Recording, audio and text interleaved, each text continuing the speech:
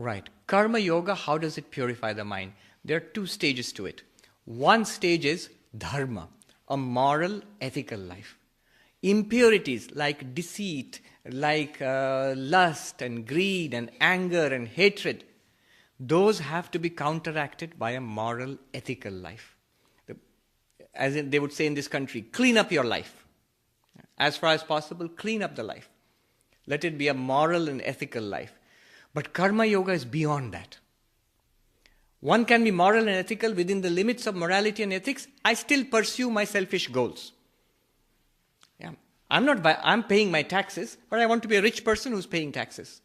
I want to enjoy my life. I'm not going to overstep the bonds of decency, but I'm going to go out and party and have fun. So those are also self-oriented goals. It's still selfish. When I go from ethical and moral life to unselfish action, I am doing something for the benefit of others. When I offer a puja, I say, here is the puja I offer to the Lord. I don't want anything in return. I love thee, therefore I do it. So then action becomes unselfish. You see, otherwise what happens is, all our action, ethical or unethical, is basically meant to make this fellow happy. This bundle of flesh and blood, I think this is me, so all that I do, good and bad, is to make this thing happy. But here is the fundamental problem, that this is not me. So if you are going to realize that, I have to cut this knot of selfishness, which ties me to this body-mind.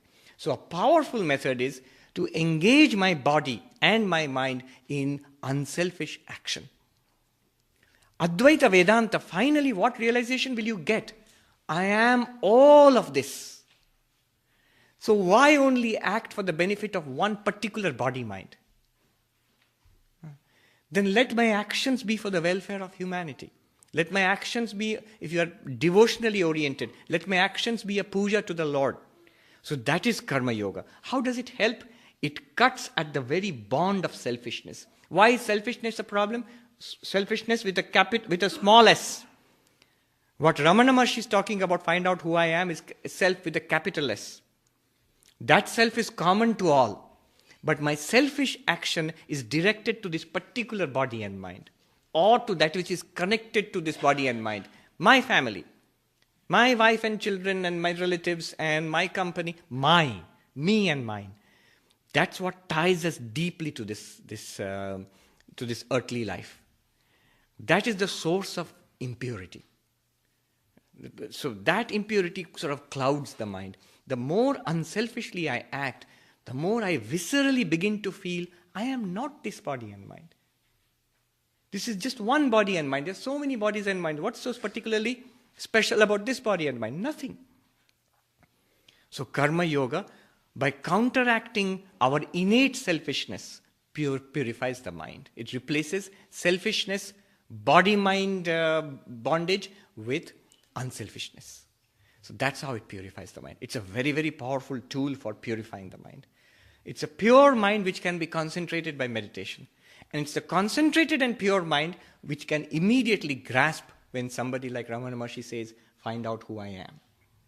It grasps it immediately. Not only grasps, holds on to it. Many of us, we get it, then we slip away from it again. Thank you very much. I enjoyed this session. Om Shanti Shanti Shanti Hari Om Tat Sat.